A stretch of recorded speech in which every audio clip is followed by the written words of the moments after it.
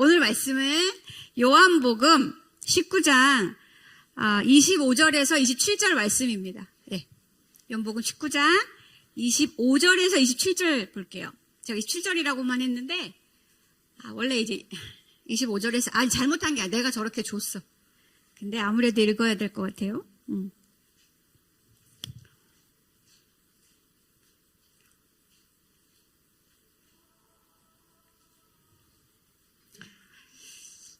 내가 저렇게 들리면 말한다고 했거든? 예, 그래서 제가 하나님의 말씀을 읽겠습니다. 예수의 십자가 곁에는 그 어머니와 이모와 글로바의 아내 마리아와 막달라 마리아가 섰는지라.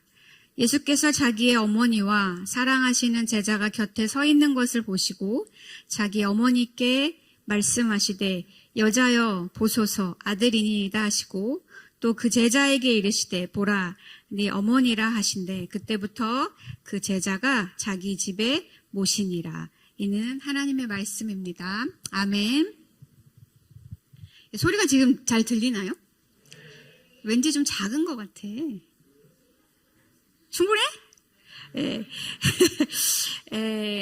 그래서 제가 이걸로 이제 이 본문으로 2번의 설교를 했어요. 그래서 1편은 이제 교회 십자가 아래에서 싹튼 가족해서 본문이 너무 여실히 보여주는 바와 같이 그리스도를 내어주신 하나님이 그리스도만 주셨을 뿐만 아니라 그리스도로 말미암은 교회 가족을 주셨다는 것에 대해서 첫 번째 설교를 했었고요. 그러면서 제가 이제 본문을 연구를 하면서 이 요한이가 너무 사랑스러운 거야. 완전 요한이 재발견. 이거 요한이 너무 사랑스럽다. 이거 따로 설교해야 되겠다 해가지고 1편을 하고 두 번째에 제가 이 사도 요한에 대해서 같은 본문을 했었어요. 그래서 제가 이제 우리 배 목사님 말씀하셔서 어떤 설교 원고를 갖다 쓸까 이제 이렇게 했는데 이제 요한이를 소개해야 되겠다 했습니다. 그래서 제목을 아직 못 정했어요. 제목을 아직 실패했어? 이걸로 그냥 할까 이러는데 제목은 좀 끝나고 같이 고민해 봅시다. 알겠죠? 네, 그래서 마태복음에 보면은요 26장 56절에 보면 예수님께서 겟세마네 동산에 끌려가시는 장면이 나와요. 그때 성경을 보면 이에 제자들이 다 명확하게 말해줘요. 제자들이 다 예수를 버리고 도망갔다고 기록해 줍니다. 제자들은 12명의 제자들이요. 요한을 포함해서 지금 우리가 오늘 읽은 요한이 쓴 요한복음에는 그 십자가 곁에 요한이랑 4명의 마리아가 같이 있었다고 본문이 알려주는데 다른 복음서와 같이 크로스 체크 해보니까 이 기록이 있기 전에 예수님이 십자가에 달리시기 전에 이미 제자들이 다 예수님을 버리고 다 도망갔다고 나오는 거죠. 다. 근데 이제 지금 마태복음 이게 26장 56절이고요. 그 앞에 31절 상반절에 보면은 그때 예수께서 제자들에게 이르시되 오늘 밤에 너희가 제자들에게 다 오늘 밤에 너희가 다 나를 버리리라고 말씀하셨어요. 예수님 다 아셨다는 거죠? 말씀하신 대로 이루어진 겁니다. 예수님 다 하셨어요. 여기에 버리리라 너희가 다 나를 버릴 거야 라고 하셨는데 이 말의 뉘앙스는 뭐냐면요. 그러니까 너희가 오늘 다 나를 버릴 건데 이게 뭐냐면 너희가 오늘 밤 다 나한테 정남이가 뚝 떨어질 거야 이러는 거예요. 너무너무 사랑하는 사이인데 발 닦아주고 지금 막 이런 거란 말이에요. 근데 제자들은 주님과 함께 있었다는 게 이제 부끄러워지기 시작한 거예요. 왜냐면 예수님 막 잡히시는 거 상황이거든. 그러니까 예수님하고 지금 함께 남아 있으면 지금 이 시점에는 더 이상 자신들이 안전한 상황에 있지 않는 상황이에요. 예수님 막 잡으러 왔어. 검과 몽치를 들고 이런 상황이란 말이에요. 그러니까 예수님이 우리를 위해 그 제자들을 위해서 예수님 스스로 자기 자신을 지금 내어주시는 상황에서 제자들은 다 자기 자신을 위해서 스스로 살 방도를 찾아서 다 도망가 버렸어요. 그렇다면은 아까도 말했지만 우리가 지금 같이 본 요한 스스로가 쓴 요한복음 본문과는 다르게 요한도 처음에는 다른 제자들과 마찬가지로 예수님을 다 버리고 도망갔었다는 거예요. 그 요한은 왜 도망갔을까? 그리고 왜 지금 이 본문에는 요한이 있다고 기록하는 걸까?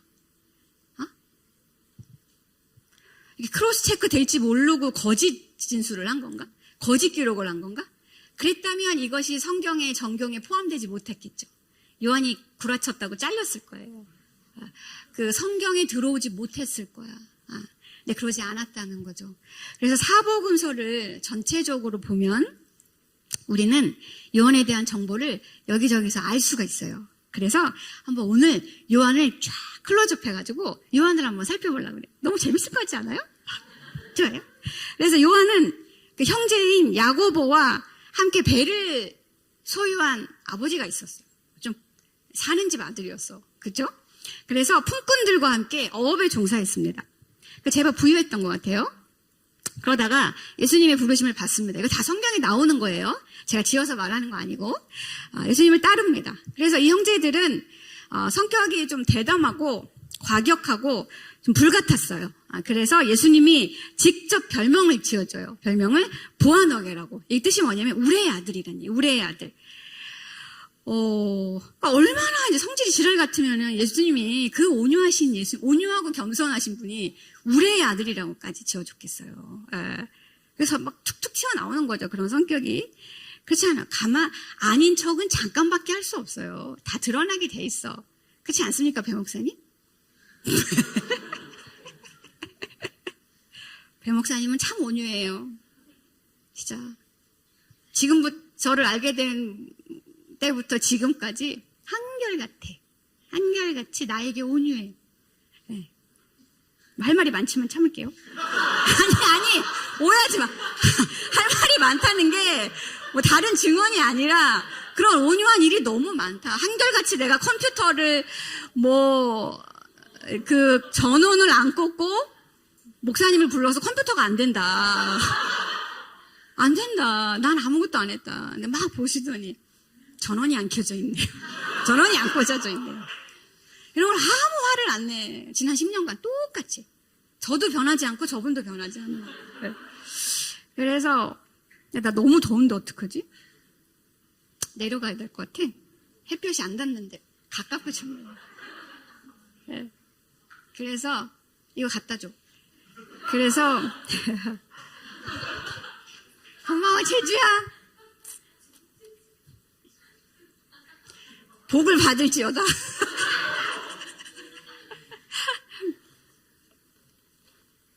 너무 높아. 그래가지고 그리고 이제 요한이네는 집에 잘 살잖아. 부모들이 기대치가 높았을 거 아니에요. 잘 안 살아도 부모는 다 자식에 대한 기대치가 높아. 우리 부모님도 그랬어. 나 수능 끝나고 제가 수능 1세대예요. 야. 제가 94학번이에요. 나 학력고사 세대 아니야? 수능 1세대. 200점 만점일 때요. 그게 뭐 얘기하려고 했지? 그래서 우리도 부자가 아니었지만, 그러니까요. 그래가지고 아빠가 나한테 실망했다고 한 거야. 수능 잘 못 봐가지고. 대학 떨어져가지고. 그게 상처가 돼가지고, 진짜. 그래서, 무엇보다 요한은 성경을 보니까요, 명예욕이 컸던 것 같아요. 명예욕이. 그래서 그 엄마가 대단해요. 엄마가 예나 지금이나 사람 사는 건 다 똑같아. 한국이나 이스라엘 다 똑같아요. 엄마가 치맛바람이 일으켜. 예수님 막 찾아오잖아. 예수님 찾아와요. 성경에 다 나와 있어. 그래서 어느 누군들 사람이라면 입신양명을 추구하지 않겠습니까마는 요한의 온 가족이 요한의 출세를 추구했던 것 같아요. 왜냐하면 이제 어떻게 하는지 방법을 알거든. 스카이 보내는 방법을 아는 거예요. 그 부모가. 그럼 자식을 만들려고 하잖아. 그런 것처럼 요한이네 엄마 아빠도 얘를 이렇게 가만히 보아하니까 어떻게 하면 되겠다. 가서 내가 해야 되겠다. 이렇게 하는 거죠. 그래서 마가복음에 그런 기록이 나와 있어요. 세베대의 아들 야고보와 요한이 주께 나와 여짜오되 선생님이요. 그러니까 이게 아버지 이름까지 나오는 거는 아빠도 꽤 이제 이름이 있는 거예요. 선생님이요, 무엇이든지 우리가 구하는 바를 우리에게 하여 주시기를 원하옵나이다. 아주 이 통제 욕구도 강하죠. 이르시되 너희에게 무엇을 하여 주기를 원하느냐. 여짜오되 주의 영광 중에서 우리를 하나는 주의 우편에 하나는 좌편에 앉게 하여 주옵소서. 뭔 소리야 이게 지금. 오늘날로 따지면 장관쯤 삼아달라는 거예요. 윤석열 정부에서 지금 이제 인사청문회 한번 들어가야 되는 거예요.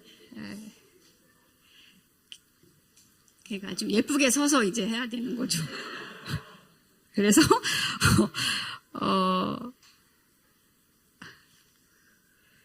장관쯤 삼아달라는 거예요. 그래서 지금 이 시점은 예수님이 자신이 고난받을 거라는 거, 십자가에서 죽을 거라는 거를 그 부활을 예고하시는 지금 씬이거든요. 그런데 지금 제자들은 거기에 일말의 관심도 없어, 이것들은. 그 보세요. 지금 오직 자신들의 출세에만 관심이 있어. 지금 그 세베대의 아들, 그러니까 요한이랑 야고보, 이 두 형제가. 그런데 제가 이렇게 보니까 요한이가 이런 꿈을 품을만 했던 것 같기도 해요. 보니까. 왜냐하면 예수님은 어떤 특별한 장소나 특별히 기도하시는 시간 있잖아요. 그때 베드로, 야고보, 요한을 자주 데리고 다니셨어. 꼭 그 세 사람 데리고 다니시는 거예요. 그러니까 자신들이 뭔가 좀 특별한 사람들이라는 뿌듯함이 있었을 거예요. 우리도 왜 성경 어디에도 없는데 베드로 수제자라고 다 알죠? 그치? 나만 그런 거 아니지? 어디에도 써 있지 않아. 근데 그렇게 이제 여기는 거죠. 근데 입장 바꿔 생각해봐요. 그 뭐라고 역지사지 해봐. 만약에 이정규 목사님 보고 싶다, 그렇죠? 이정규 목사님이 중요한 데 가시는 거야. SFC 전국대회 막 혼자 다닌단 말이야. 우리 안 데리고 다녀요. 근데 갑자기 옥도사님 저를 따라오세요. 이러는 거야. 그게 다른 게 아니라 그런다고 생각해보라는 거야. 옥도사님 이번에 제가 부산에 전국대 SFC 가는데 선생님만 특별히 같이 갑시다. 막 이러고 거기 가서 막 나를 소개하는 거야. 여기 청년 2부 담당 전도사님인데 막 이러는 거지. 그리고 목사님 막 지금 새롭게 하소서 촬영했단 말이야. 목사님 이렇게 딱 수술하고 나서 촬영했으면 이런 것도 막 간증하고 좋았을 텐데 이미 촬영하셨어. 새롭게 하소서 알아요? CBS인가 CTS인가? 아무튼 거기에 새롭게 하소서 이제 지금 내가 알기로 8월에 방영으로 알고 있거든? 맨날 유튜브 들어가는데 안 나와 아직. 그래서 막 새롭게 하소서 이런데 내가 막 따라간다 그랬거든. 절대 안 데려간단 말이야. 근데 전도사님, 배목사님한테는 절대 말하지 말고 전도사님만 방청객으로 오세요. 막 이러는 거야. 그러면은 제 기분이 어떻겠어요? 왜 저래? 이러지 않겠죠. 이러지 않고 정말 목사님은 정말 모든 교육자들 중에 나를 좀 특별하게 정말 사랑하시지만 뭔가 나를 소중히 여기시고 나를 신뢰하시는구나. 배목사님은 못 믿어. 은경이는 신뢰해도 배목사님 못 믿어. 막 이제 이렇게. 그래서 나에게 중요한 걸 맡기시겠구나. 그래, 내가 개척을 해야지. 막 이제 이런 막 생각을 하는 거죠. 저는 개척 안 해요. 걱정하지 마세요. 네. 이제 사람 인지상정이에요. 누군가 나를 자꾸 인정해주고 중요한 곳에 나만 데리고 다닌다? 그럼 그런 생각이 안 들겠습니까? 여러분이라면? 그쵸? 그런 생각이 들어요. 이제 우리가 여러분들 이제 설교를 들으면서 몇 번 들었을 수도 있고 못 들었으면 지금 들으면 돼요. 예수님을 따르는 수많은 무리들 뿐만 아니라 제자들도 그러했던 것 같아요. 성경의 내용을 결과적으로 보면 예수님을 정치적인 구원자로 메시아로 어떻게 보면 독립투사 이런 이제 그런 메시아로 믿고 기대하고 있었단 말이에요. 그래서 따랐어요. 그래서 제자들까지도 그랬던 거죠. 이제 어디서 이것이 가장 명확히 드러났느냐. 그러니까 사람의 마음은 있잖아. 어떤 그 마음이 드러날 만한 어떤 상황이 되잖아. 특히 이제 어려운 상황이 되면 그걸 이제 굳이 어려움이나 고난이라고 표현한다면 그러한 것들은 우리 마음의 엑스레이 같은 역할을 해요. 딱 우리 마음이 찍혀. 그 상황이 되면. 내 마음속에 사람 눈에는 안 보이는데 그게 이제 확 드러나는 거죠. 진짜 내 마음속에 뭐가 있었는지. 제자들이나 무리들은 말할 것도 없거니와 제자들의 마음속에 어떤 마음으로 예수님을 따랐었는지가 예수님의 고난 앞에서 밝히 드러나는 거예요. 예수님이 인기몰이를 하는 수도 없이 사람들이 따라다니는. 그때 따르던 군중뿐만 아니라 제자들도 예수님이 잡히시자 몽땅 다 버리고 도망가 버렸어요. 자신들이 생각한 메시아가 아니었거든요. 이스라엘이 로마의 속국이었단 말이에요. 우리가 일제치하에 있었던 것처럼 로마가 지금 그런 상태였단 말이에요. 그래서 로마의 속국의 자유를 얻는 운동이든지 아니면 반역을 일으키든지 이런 어떤 그런 반역에 동참해서든지 해서 자기들이 꿈꾸며 다시 지금 나라를 세워야 될 거 아니에요. 이민족을 세워야 될 거 아니야. 흩어져 있는 백성들을. 그렇게 세우려고 했던 꿈꾸던 그 나라가 세워져야 한다고 생각했는데 그래서 이렇게 따랐는데 우리 왕을 삼으려고 했는데 지금 이게 뭡니까? 지금 이게 뭐예요 도대체? 세상에 자신들이 왕으로 생각했던 왕이 십자가에 달려 죽게 되었어요 지금. 신명기 21장 23절에 따르면 나무에 달린 자는 하나님께 저주를 받은 자라고 말합니다. 그러면은 누가 봐도 지금 예수님은 저주받은 사람이 되는 거예요. 저주받은 사람. 왕이 되신 게 아니라 왕이 될 줄 알았는데 저주받은 사람이 되는 거예요. 망했어. 완전히. 예수님을 가장 가까이에서 믿고 따랐던 제자들은 어떤 생각이 들었겠어요? 자신들이 그간 헛된 일을 했다 생각이 들었겠죠. 완전히 절망하게 돼요. 창피합니다. 저렇게 비난과 수치와 멸시를 당하는 예수가 내가 생각했던 메시아란 말인가?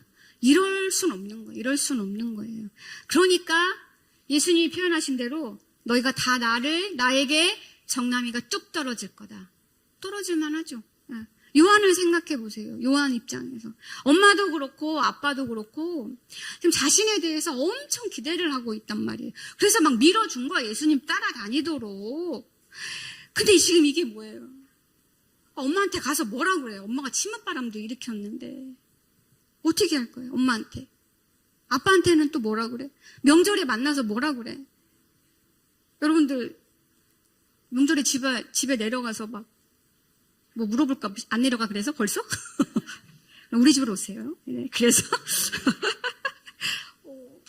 어떻게 친척들한테 뭐라 그래? 야, 너 그 예수 다니더니 세례요한 따라다니다가 그 다음에 예수 따라다니더니 이런 말 듣지 않겠어요? 그러니까 저 멀리 얘기가 아니라 진짜 있었던 얘기잖아요. 우리도 그렇잖아. 명절에 가족들 만나면 너 뭐하니? 아직 그런 말 안 듣나? 들어요? 안 들어? 들어? 안 듣는데 듣는다고 해주는 거야?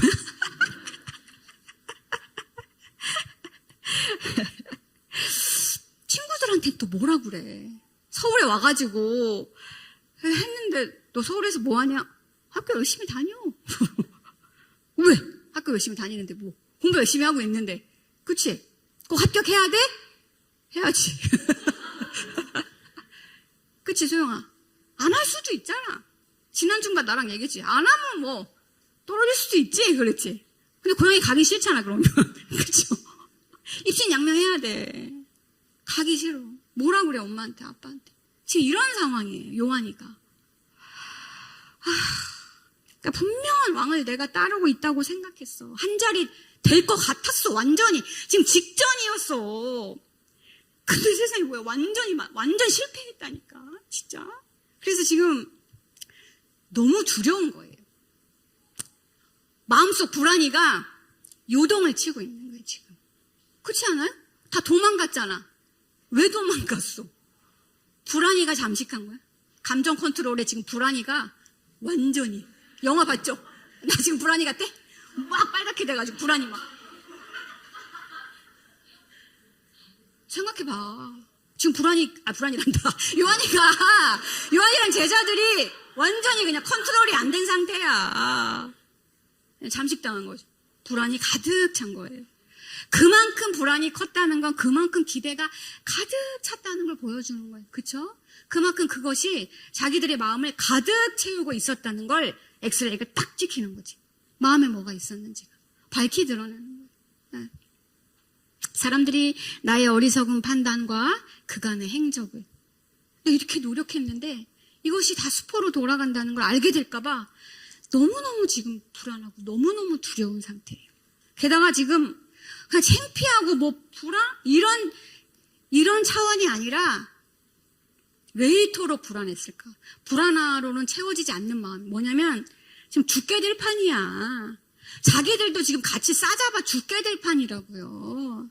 한패였기 때문에. 그러니 제자들이 하나같이 다 예수님을 배신하고 도망가 버린 거예요. 저랑 여러분이 있었어도 그랬을 거야. 우리도. 죽임 당하는데 거기 있을 거야? 난 도망갈 거야. 네, 불안이로 충만해진 제자들이에요. 도망만이 살 길이죠. 살려면 도망가야 돼. 네. 너무 욕하지 말아요, 제자들. 네? 관심도 없었나? 여러분 어때요? 여러분은 어때요? 여러분은 이런 경우 없어요?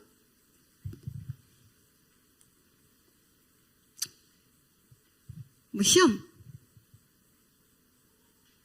봤는데 시험이든 아니면 뭐 관계든 지금 학업이든 직장에서의 관계든 여러분들은 어떻습니까?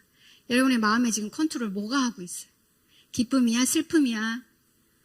까칠이? 버럭이? 무엇이 여러분의 마음을 가득 채우고 있습니까? 무엇이 어떻게 됐을 때 여러분은 불안이 극도로 휩싸이게 될까요? 무엇이 되었든 여러분이 기대했던 결과를 얻지 못했을 때 저와 여러분은 내가 생각했던 것과 인생이 전혀 딴판으로 돌아갈 때 저 여러분은 전혀 딴판으로 돌아가서 누가 봐도 성공한 게 아니라 누가 봐도 폭망했어. 실패했어. 그럼 어떻게 될까요? 우리의 마음은, 우리의 감정은 창피하죠. 창피해요. 실패했다고 말하는 건 쉽지 않아요. 쉽지 않습니다. 그리고 막막하죠. 거듭 말하지만 불안이 극도로 차오릅니다. 그래서 도망가 버리고 싶죠. 사람들은 그것을 뭐 회피 성향이다 어쩌다. 지는 안 도망가고 싶나? 회피 성향이 아니라 도망가고 싶어요. 너무 창피하니까. 그리고 너무 두려우니까. 지금 내가 어떻게 해결할 길이 도망가는 것밖에 없어. 그것만이 살 길이야. 그러면 도망가야지. 네. 여러분들은 그런 경우 없어요? 왜 하나님은 굳이 이 문제로 나에게 이렇게까지 하셨지? 아니면 지금 이렇게 하시지? 아니면 이렇게 하면 어떡하지? 하고 화가 나 있진 않아요? 저와 여러분은 크고 작게 끊임없이 이런 감정에 휩싸여요. 그렇죠? 왜 그럴까? 근본적으로. 왜 자꾸 우리는 여러분도 그렇고 더 어린 자꾸 여러분들 꼬맹이라고 해서 미안한데 청년 이불을 보다 여기를 보니까 너무 풋풋해. 진짜 중학생을 보는 것 같아. 아니 그러니까 그 청년 이불은 고등학생 같고 예를 들면 너네는 중1 너무 풋풋해. 청년 이불은 막 딱 보면 다 썩었거든 애들이. 여기는 보니까 막 아유 참 진짜 저기 한 분 계시네 저기 중간에.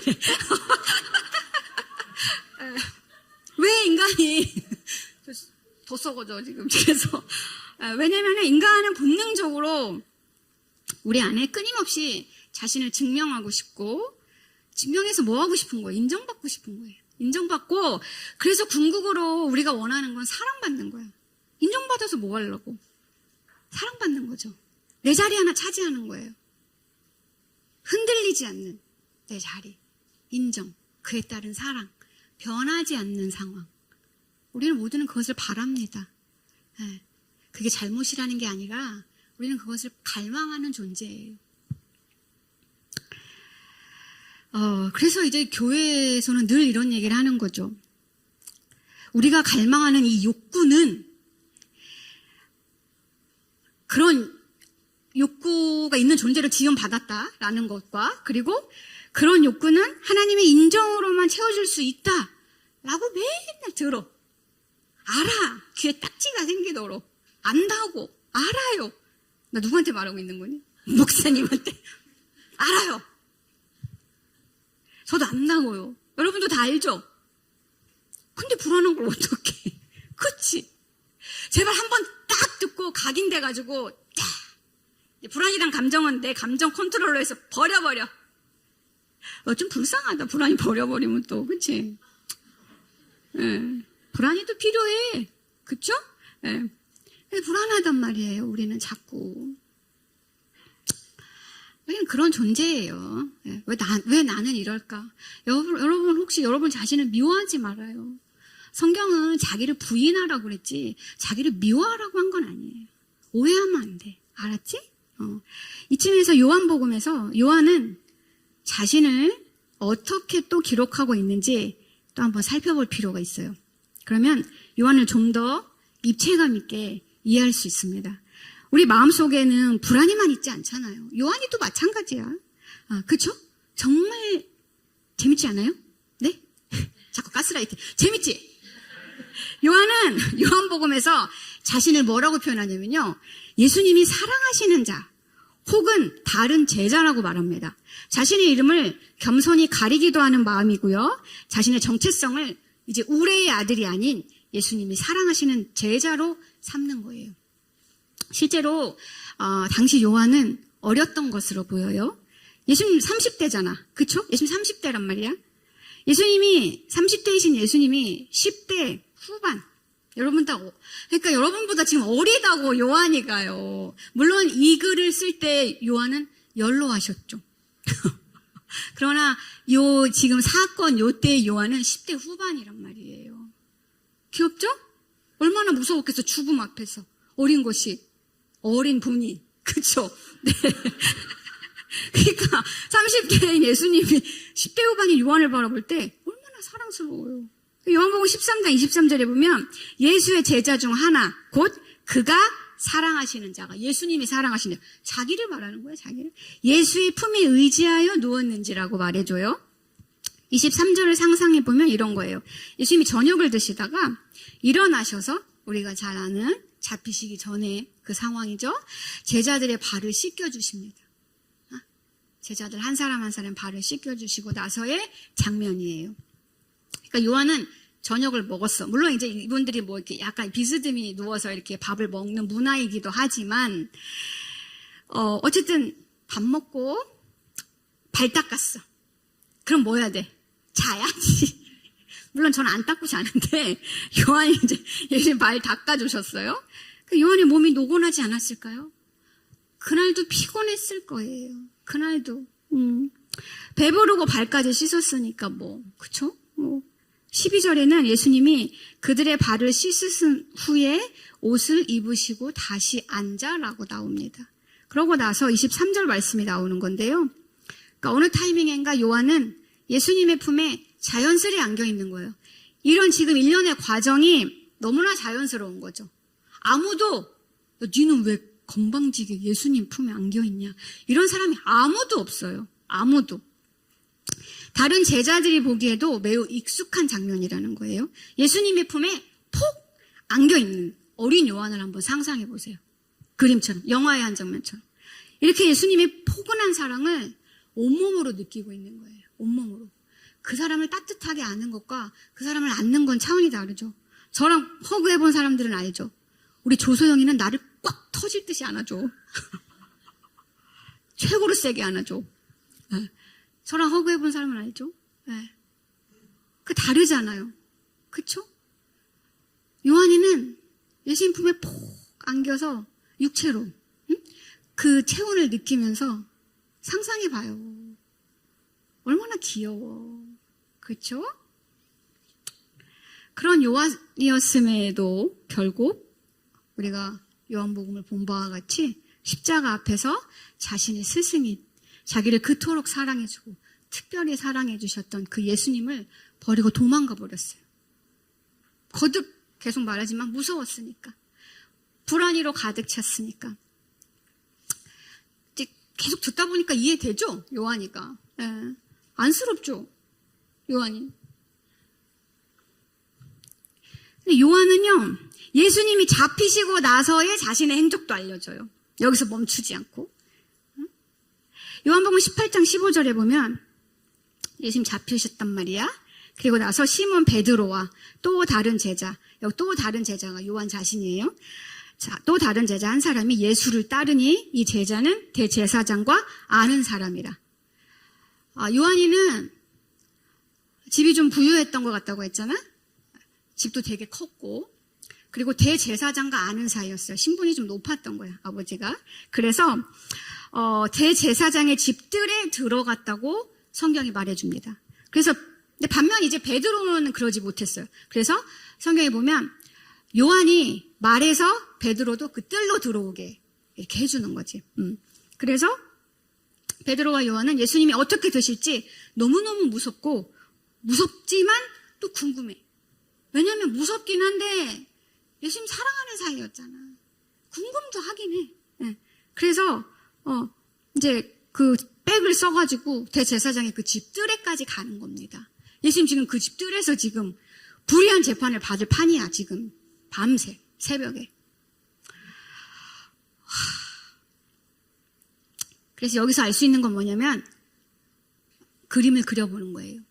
요한은 예수님의 지금 이 불의한 재판이 시작되고 그러는 상황에서 이거를 초근접거리에서 본 제자예요. 초근접거리에서. 그러니까 그 대화의 내용도 기록으로 남길 수 있었던 거예요. 들었으니까. 그럼 세상에 여기서도 지금 우리 서로의 눈을 피할 수 없잖아. 근데 요한이가 어땠을까? 예수님의 눈을 피해서 어디선가 지금 숨어서 예수님을 바라보고 있는 거예요. 그 뜰에서. 예수님이 요한을 보셨을까 못 보셨을까? 당연히 보셨죠. 당연히. 무엇보다 예수님은 다 아시는 분이니까. 말하지 않으실 분이죠. 요한복음 2장 25절에 보면 이는 그가 친히 사람의 속에 있는 것을 아셨음이니라. 요한의 마음도 다 아시고 사실 지금 어디서 자신을 바라보고 있는지 다 아셔요. 예수님의 눈을 피해서 지금 어딘가에 숨어있는 자신의 모습을 요한은 사실 그림처럼 우리에게 보여주고 있는 거예요. 요한복음, 그러니까 지금 요한이 어딘가에 숨어서 지금 예수님 보고 있는 걸 상상해봐. 요한복음 18장 19절에 보면요. 대제사장이 예수에게 그의 제자들과 그의 교훈에 대하여 물으니 이게 무슨 말인지 알아요? 아더핑크라는 아주 훌륭한 목사님이 있어요. 이분이 쓰신 가상칠언, 예수님 십자가에서 하신 7마디 말씀인데 그 책의 이 부분에 대해서 이렇게 설교하셨어요. 그러니까 대제사장이 예수님한테 그 제자들과 그의 교훈에 대해 물었다고 하잖아. 무슨 말일까 이게? 이렇게 말하는 거예요. 무슨 말이 오갔는지 추측하는 것은 그다지 어렵지 않다. 분명히 가야바는 이때 대제사장이 가야바였거든요. 가야바는 제자들의 수가 몇이며 그들은 지금 어디 있는지. 제자들 어디 있냐 이거야. 네 따르던 제자들 어디 있는지 신문했을 것이다. 왜 그들은 주인을 버리고 도망갔으며 어려움이 닥쳤을 때 예수님만 내버려 두었는지도 물었을 것이다. 가장 비참하게 만드는 거죠, 이제. 그러자 구주께서 이 질문에 대해 답하지 않으신 것을 주목하라. 제자들은 자신을 버렸지만 적들 앞에서 그들을 비난하지 않으셨다. 그렇습니다. 여러분, 예수님은 자신을 버리고 도망간 제자들을 원망하지 않으셔요. 그 어디에도 이후에도 제자들을 다시 만났을 때 너 그때 네가 제일 먼저 도망가더라? 이런 얘기 아무 데도 하시지 않아요. 원망하지 않으시고 미워하지도 않으시고 오히려 비난하지 아니하시고 끝까지 사랑하셨습니다. 요한은 이것을 생생히 지금 그 자리에서 보고 듣는 거예요. 그래서 이렇게 기록할 수 있었던 거죠. 예수님이 불의한 재판을 받으시며 희롱당하시고 뺨을 맞으시고 채찍에 맞으시는 걸 초근적거리에서 다 보고 있는 거예요. 지금 요한의 마음이 어땠을까? 요한의 마음이 예수님을 3번 부인하고 나서 뜰 안에 계신 예수님과 눈이 마주치자 엉엉 울었던 베드로도 있어요. 그런 사람이 있어요. 예수님의 이 모습을 보고 그렇게 울었던 베드로처럼 요한도 예수님의 이 모습을 보고 숨죽여 마음속으로 울었을까? 이런 생각을 저는 해보는 거예요. 성경이 말해주지 않기 때문에 다 알 수는 없으나 이후의 사건 전개를 볼 때 요한의 마음이 뜨거워졌을 것은 너무나 분명합니다. 요한의 마음이 이제 움직이기 시작했어. 불안으로 가득 찼던 그 마음의 컨트롤이 이제 바뀌기 시작했어. 이러한 자신의 모습을 요한은 지속적으로 계속 가감없이 다 드러내 보여주고 있어요. 자신이 철저히 어떤 사람이었는지를 부끄러운 모습부터 해서 자신의 독자들에게, 지금 저와 여러분에게, 1세기 독자들부터 1세기에 만났던 신자들에게부터, 그리고 또 어느 시점에 성경으로 기록되게 해서 2000년이 지나도록 자신이 어떤 사람이었는지, 자신의 감정이 어땠는지, 자신이 어떤 짓을 했는지를 가감없이 다 드러내 보여주고 있죠. 왜냐하면 이후에 이제 보면 알지만 자신을 이제 복음 안에서 자유할 수 있게 된 거죠. 내가 과거에 이랬는데 지금 이렇게 구주를 사랑하는 자신에 대해서, 나를 위해 죽으신 그리스도를 전하는 자신에 대해서 말할 수 있게 되었기 때문에, 이처럼 세상적 성공을 추구하는 것, 자신이 원하는 바를 이루는 것이 예수라는 한 지도자를 따르는 내면의 진정한 목표였던 요한은 예수 그리스도의 순환 앞에 도망치고 말았던 거예요. 예수는 자신의 꿈을 이루는 도구였을 뿐이죠. 예수님이 목표가 아니었어요. 자신이 생각했던 왕이 아니었기 때문이죠. 그렇게 요한은 자신의 꿈이 실패했다고 생각한 거예요. 실패한 거 맞아요. 생각한 대로 안 된 게 맞아. 그러나 어느 순간, 좀 전에 말했죠? 마음이 불안으로만 가득해서 두려워했던 그 마음이 변하기 시작하는 거예요. 예수님의 행적을 따라가면서, 숨어서 보고 들으면서, 죽음 앞에 예수님이 어떻게 말하고 행동하고 무엇을 말하지 않는가를 보고 들으면서 그의 마음이 이제 불안이 아니라 예수님을 향한, 예수님께 받은 사랑으로 다시 채워지기 시작하는 거예요. 그래서 어느 순간 고개를 들고 자신을 그토록 사랑해 주셨던 예수님을 향해 마음이 불붙는 것 같아요. 요한은 벌떡 일어나 달리기 시작하는 거죠. 이미 예수님이 십자가에 못 박히신 것을 여러 사람들이 구경하고 비난하고 조롱하고 침뱉고, 그렇게 수많은 사람들이 언덕을 내려오는 그 수많은 사람들의 어깨를 뒤집으면서 인파를 거슬러서 올라가는 거예요. 골고다 언덕, 예수님 달리신 십자가를 향해서. 그 길에 뚝뚝뚝 떨어져 있는, 어쩌면 채 굳지도 않은 그 예수님의 뜨거운 핏자국을 보며 울며 달려가지 않았을까? 상상해 보는 거예요. 타임테이블을 볼 때 자신이 배신하고 도망갔으나 끝까지 자신들을 비난하거나 자신들이 어디에 있을지 뻔히 아시는 예수님께서 절대 그것을 말해주지 않으시는 예수님의 그 곱디고 온 성품을 요한은 또 경험하는 거예요. 고난 중에도 자신을 배신한 자들을 사랑하시는 예수님을 바라본 겁니다. 이렇듯 주를 향한 사랑과 죄책감에 하염없는 눈물을 흘리며 달려오는 요한을, 그 모습을 십자가 저 위에서, 지금 십자가 위에 달리신 예수님이 보시는 거예요. 상상해 보세요. 그 예수님과 요한이 눈을 마주치는 장면을 한번 상상해 봐요. 예수님 마음이 어떠하셨을까요? 저 새끼 저거 나 배신하고 도망가잖아. 지금 왜 오지? 나 죽는 거 구경하러 오나? 이런 분 아니시죠, 예수님은. 그랬으면은 그 대제사장의 집들에서 말했겠지. 저기 제 요한이랑 저 바깥에 불 쬐고 있는 제 베드로, 쟤네라고 그때 말씀하셨겠지. 말씀하시지 않았어요. 사랑이신 예수님을, 사랑하시는 제자 요한을 그냥 내어버려 둘 수가 없으십니다. 저대로 죄책감에 빠져 살게 그 아이를 두실 수가 없어요. 예수님 그 십자가 고통 속에서 죽어가시면서도 말씀하십니다. 26절에 보면 요한을 사랑하시는 제자라고 말해요. 예수님은 자신을 배신했다가 되돌아온 요한을 변함없이 사랑하셨다는 것을 말해주죠. 요한복음 13장 1절의 말씀이 떠오르지 않을 수가 없어요. 유월절 전에 예수께서 자기가 세상을 떠나 아버지께로 돌아가실 때가 이른 줄 아시고 세상에 있는 자기 사람들을 사랑하시되 끝까지 사랑하시니라. 예수님께서 자신의 어머니에게 여자여 보소서 아들이니이다 라고 말씀하시는 것을 함께 들었죠. 요한, 네가 기분이 어땠을까? 깜짝 놀라지 않았을까요?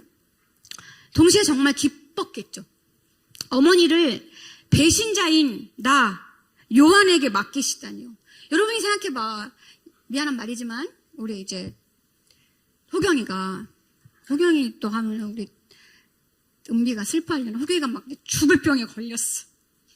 아니 다시 부활할 거야. 근데 죽을 병에 걸렸어. 그런데 은비를 나에게 맡기는 거야. 딴 남자한테 맡기면 안 될 것 같고 나한테 전도사님 은비를 부탁드려요. 근데 이전에 내가 호경이한테 엄청 쌍욕하고 막 그랬었던 사이란 말이야. 근데 호경이가 진짜가 아니고 사랑해요. 근데 나를 다른 사람 다 제끼고 나한테 배목사님이 아니라 나한테 그렇게 자기를 이뻐한 배목사님이 아니라 나한테 전사님이 은비를 좀 돌봐주세요. 이랬을 때 호경이 진심이 뭐야? 배목사님이 아니라 나였다는 거야. 그리고 나의 잘못을 용서해 주겠다는 거지. 나를 자유하게 해주는 거예요. 그리고 내가 한 100억 빚이 있었는데 갚지 말라고 하는 것과 같아요. 은비를 부탁한다고. 그럼 나를 얼마나 신뢰한다는 거야. 그쵸? 지금 그런 상황이에요. 자신을 배신한 그 요한에게 엄마한테 보소서 아들이니이다 라고. 이건 똑같아. 엄마한테 하나 그걸 듣는 요한이나 똑같은 거죠. 근데 이제 그 말을 또 못 알아들을까봐 네 어머니라 또 말씀해 주시는 거야. 요한에게 또 요한을 용서해 주시는 거죠. 그러니까 얼마나 멋있어. 너를 용서하노라. 이 말보다 더 멋있는 거야. 내포된 뜻이. 용서할 뿐만 아니라 사랑한다. 너를 신뢰한다는 거야. 너한테 우리 엄마를 맡기겠다는 거야.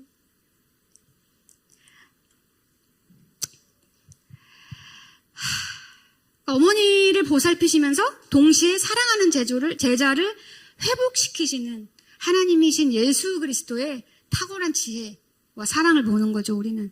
예수님은 진짜 아름다운 성품을 가지신 분이에요.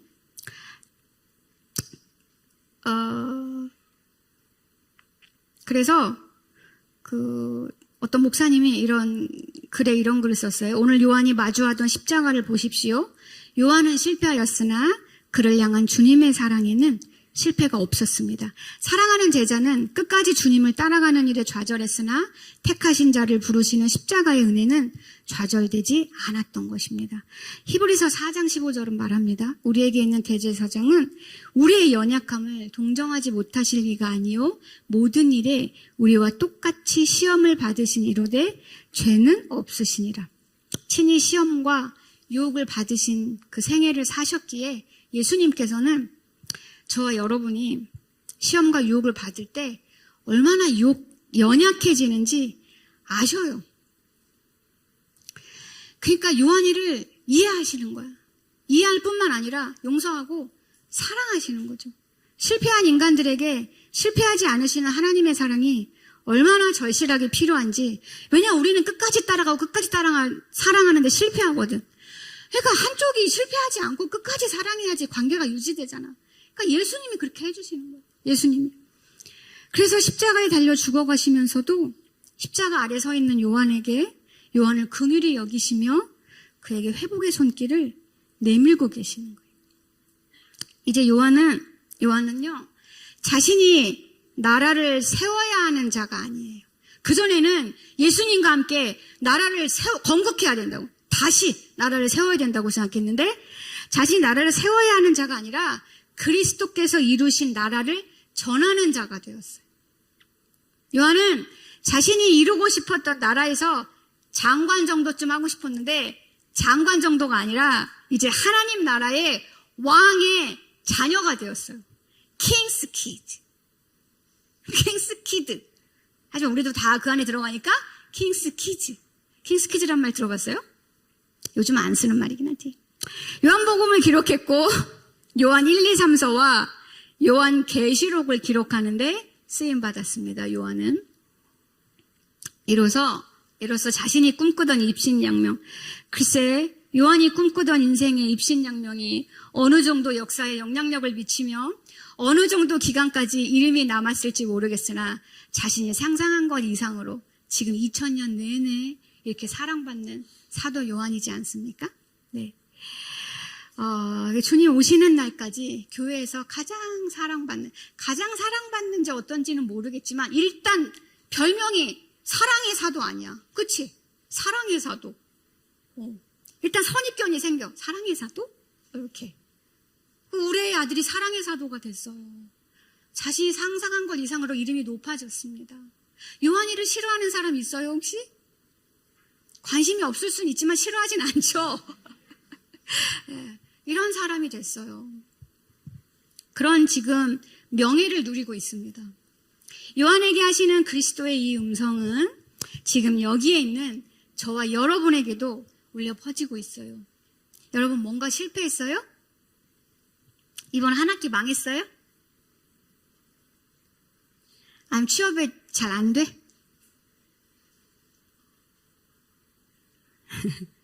아니 취업해서 들어간 그 자리에서 뭔가 잘 해내지 못하고 있어요? 그래서 괴롭습니까? 벌써 2024년도 8월이야. 여러분 마음속에 불안이가 막 난리예요. 자신이 너무 초라하게 느껴집니까? 교회라는 공동체에 와서도 좀 쉬고 싶은데 자꾸 또 다른 하나의 사회생활이 돼가고 있진 않아요? 아무에게도 여러분의 실패를 알리고 싶지 않은가요? 그럼 교회에서 무슨 얘기하냐? 그럴 수 없다면 자신의 실패를 말하지 못하고 자신이 가장 고통스러운 얘기를 하지 못한다면 교회에 나오는 것만큼 가장 불행한 일이 없는 것 같아요. 세상에서 할 수 없는 이야기를 여기선 할 수 있어야지. 십자가 아래에서 만난 우리는 그렇지 않아요? 서로 들어주고 받아주고 서로 받아주는 거죠. 들어주고 같이 기도해주고 오늘 기도회 있죠? 아까 수령 간사님이 열심히 준비하더라고. 나를 그 문제에 있어서 실패한 사람으로 볼까봐 오픈하기 두렵습니까? 교회 내에서 관계 문제로 어려울 수 있죠. 나도 어려워. 나도 교육 찾으라고 어려워. 아주 지긋지긋해. 이성교제가 어떻게 우리 호경이랑 앙비 괜찮습니까? 예화로 들어도 괜찮았나 모르겠네. 건강에 혹시 문제 있는 사람이 있어요? 정서적으로 힘든 사람. 우울증약 먹고 있다. 뭐 공황장애, ADHD. 약 먹는 사람 많아요. 근데 나만 먹고 있을까봐 말 못하고 있는 사람 있어? 아니면 사실 나는 중학교 때부터 먹어왔는데 차마 그 얘기는 할 수 없는? 괜찮아요.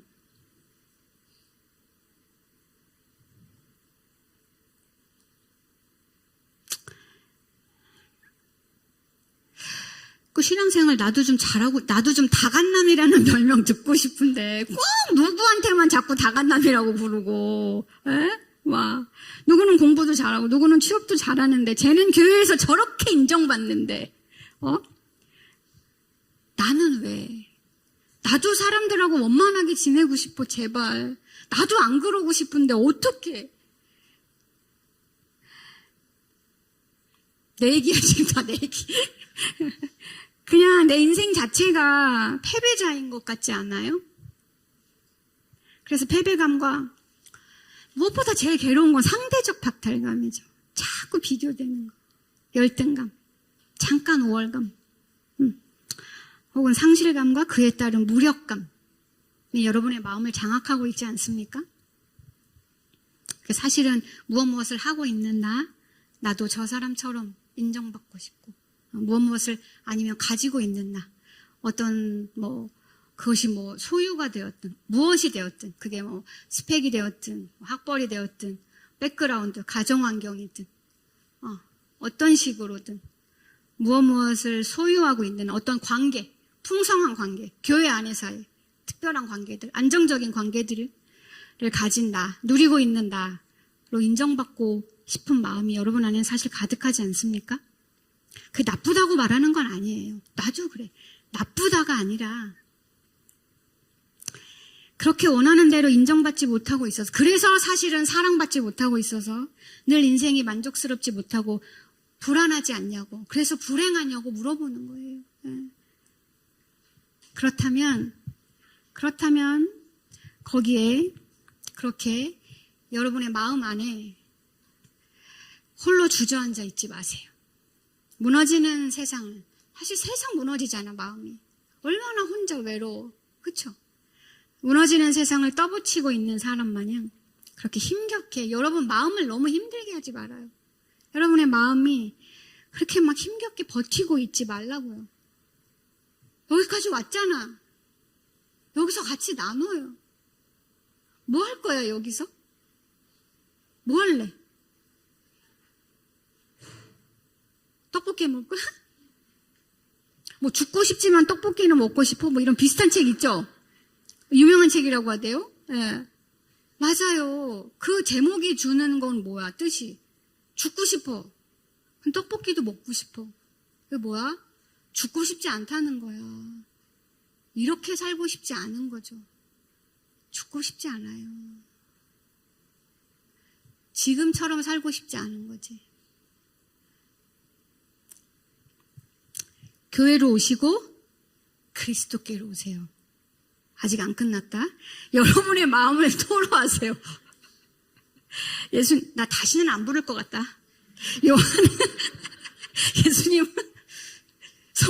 예수님은 요한만을 사랑하시고 회복시키기 위해서 십자가에서 죽으시고 부활하신 게 아니란 말이에요.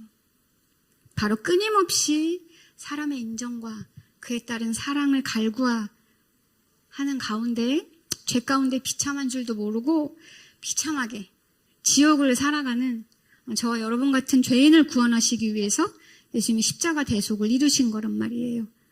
네. 잘하였도다 착하고 충성된 종아. 우리가 아무도 한 게 없는데 그런 예수님이 받아 마땅한 그 하나님의 인정을 저 여러분에게 주시기 위해서 예수님이 대신 죽으시고 부활하셨단 말이에요. 그러니까 언제든 어떤 모습으로든 교회로 오면 돼요. 그리고 그리스도께로 오면 돼. 교회 안에 있는데 그리스도 밖에 있을 수 있어요. 그러나 일단 교회로 오는 것도 중요해. 여기서 그냥 술을 먹어도 여기에 오고, 정죄하지 마라. 담배를 펴도 여기 와서 피고, 그냥 보드를 해도 여기서, 그냥 교회에서 해, 뭐든. 다 마련해 줄 테니까요.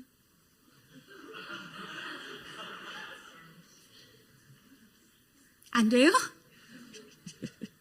담배는 이제 실내는 말고 나가서 언제든 어떤 모습으로든 오면 됩니다. 예수님을 배신하고 도망가 버렸다가 다시 온 요한도 받아주셨는걸요. 그리고 성경을 보면 예수님 십자가상에서 하신 말씀을 읽어보면 십자가에 같이 달려서 저주를 퍼붓던 강도, 누가복음 23장에 나오는 그 강도도 용서해 주셨어요. 그리고 자신을 십자가에 못 박는 원수들을 위해서도 기도하시고 용서하시고 사랑하셨는걸요. 이 모든 걸 다 요한이 지켜봤다고요. 요한이. 그렇다면 우리 중 그리스도께서 받지 못하실 만큼 철저히 실패한 사람 누가 있어요? 없어요. 그리스도께로 오십시오. 우리 그리고 무엇보다 저와 여러분은 진짜 실패한 게 아닙니다. 진정한 가스라이팅이죠. 이게 이제 진짜 실패한 게 아니에요. 저와 여러분은 정말 망한 게 아니에요. 나도 내 인생 망한 것 같았거든.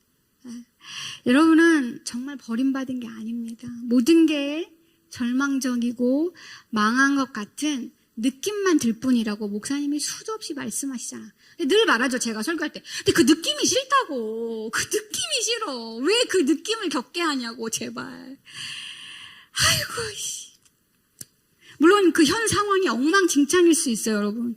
그래서 아무 소망이 없는 상황에 여러분 아직 말하지 못했지만 여러분의 가정에, 그래서 여러분의 인생을 송두리째 사실은 여러분의 마음과 생각을 사로잡고 있는 일들이 여러분의 마음 안에 있죠. 그리고 아직 없다면 감사한 줄 알아요. 근데 분명한 거 살다 보면 생긴다? 왜냐? 여러분과 제가 죄인이고 여러분이 만나는 사람들이 죄인이기 때문이에요. 네. 아무 소망이 없을 수 있는 상황이 우리 인생에 벌어져요. 그러나 그게 진짜 현실이 아니라는 거, 사실이 아니라는 걸 믿는 거예요. 왜냐? 우리에게는 믿는 구석이 있어. 왜냐하면 예수님이 우리가 받아 마땅한 진노와 저주를 다 받으셨단 말이에요. 그래서 그분이 이 땅에서 저주받은 자가 되사 망한 사람이 되셨거든요. 예수님이야말로 철저히 자신의 인생에 실패한 사람이 되셨어요. 예수님 진짜 망했잖아. 예수님은. 그러나 그 실패로 예수님은 우리를 구원하시는 진정한 승리를, 성공을 이루신 거죠. 그리스도께서 고난받으심으로 말미암아 하나님께 획득하신 그 의, 그 오름으로 우리가 지금, 저는 여러분 각자가 지금 어떤 상황, 배경 가운데 살아왔고, 그래서 어떤 슬픔과 고통과 상처들이 여러분의 마음 안에 있는지, 어떤 정서적인 상태인지 각각을 다 몰라요. 그러나 각 사람의 어떤 상황에 있을지라도 우리는 하나님이 이 부분이 제일 어려운데 우리를 미워하셔서 우리에게 이런 상황을 허락해서 사용하신다는 거죠. 제일 싫어 이 말이 나는. 허용하신 게 아니라는 걸 확신할 수 있어요. 지금 여러분과 제가 느끼기에 너무나도 힘든 상황 가운데 있다면, 그래서 늘 웃고 있고 섬기고 있고 말하지 않지만 말할 수 없는 그것, 나누고 있지만 지속적으로 해결되지 않고 반복적으로 일어나는 그 일들에 그것은 사실 이 사실을, 어떤 사실, 하나님이 나를 미워해서 이런 상황을 허락하신 게 아니라는 것, 이것을 진짜 여러분에게 알게 해주시려고 하나님께로 이끄시는 선물이라는 거예요. 저 이 말이 제일 듣기 싫었어. 저와 여러분이 정말 사랑받는 존재라는 것을 알려주시기 위한 놀랍고 신비로운 하나님의 지혜라는 거예요. 내가 무슨 자꾸 두 개의 자아가 있는 것 같지 않니? 말하면서 난 이게 싫었어. 말하면서 난 이게 제일 싫어. 그러니까 여러분이 뭘 말하고 싶은 거냐면요. 마음을 변화시켜 가신다는 거예요, 하나님이. 사람은 있잖아. 마음이 변해야 사람은 바뀌거든? 그쵸? 마음이 변화되려면 마음을 건드리는 일이 있어야 돼요. 근데 그게 뭔지는 난 몰라요, 여러분 각자의 인생에. 가장 지혜로우신 하나님이 그 일을 해오셨고 하실 거예요. 우리의 마음을 변화시키게 하기 위해서 어떤 마음, 불안으로 가득 차서 두려움으로 가득 차고 하나님을 믿지 못하는 그 마음을 변화시켜서 진짜 하나님이 우리를 살리시려고 실패하고 늘 넘어지고 그래서 하나님을 외면하고 하나님을 사랑하지 않는 우리를 진짜 어떤 상황 가운데서도 하나님이 나를 사랑하셨고 사랑하시고 사랑하실 거라는 걸 믿는 마음이 되도록 하기 위해서 하나님 계속 우리의 삶 가운데 일하신다는 거예요. 특별히 그 일을 사용하셔서. 그 일을 막 일부러 일어나게 하시는 건 아니야. 다 우리의 죄가 버무려져서 일어나는 일인데 하나님 그 상황을 선으로 바꾸시사 무엇보다 우리의 마음을 변화시켜서 삶을 해석하는 능력이 생기게 하시고 이후의 삶을 살아가는 힘을 주신다는 거예요. 그 삶을 살아가는 동력이 내가 가진 자원이 아니라 하나님께 받는 사랑이 되게 하신다는 거예요. 그 사랑을 확신하게 하신다는 거예요.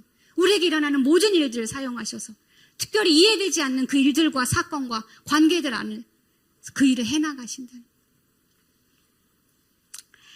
하나님이시기에 하실 수 있는 일입니다. 그러니 여러분 좀 어려운 일이 있어도 너무 낙심하지 마세요. 낙심하지. 서로 안아주고 울어주는 거야. 같이.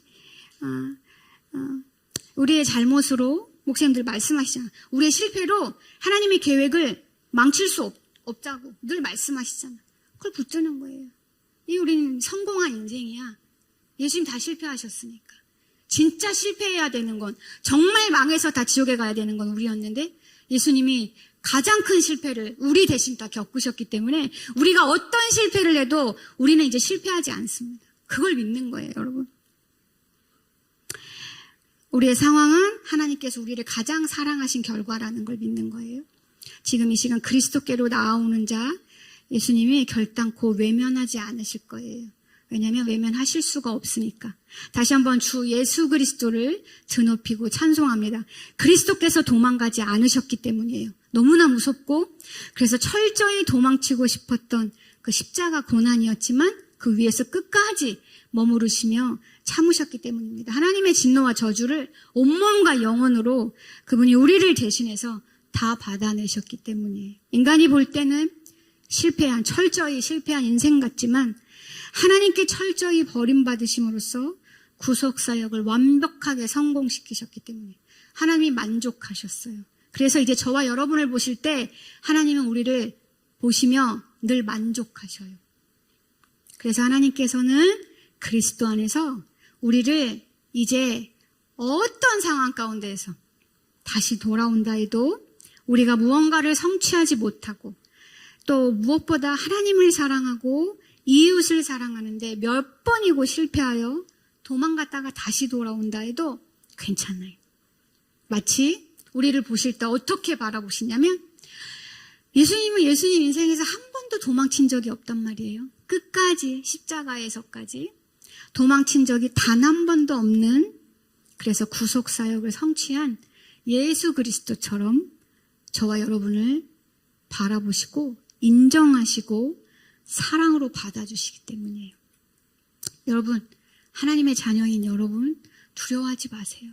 그리고 그리스도께로 오십시오. 같이 기도합시다.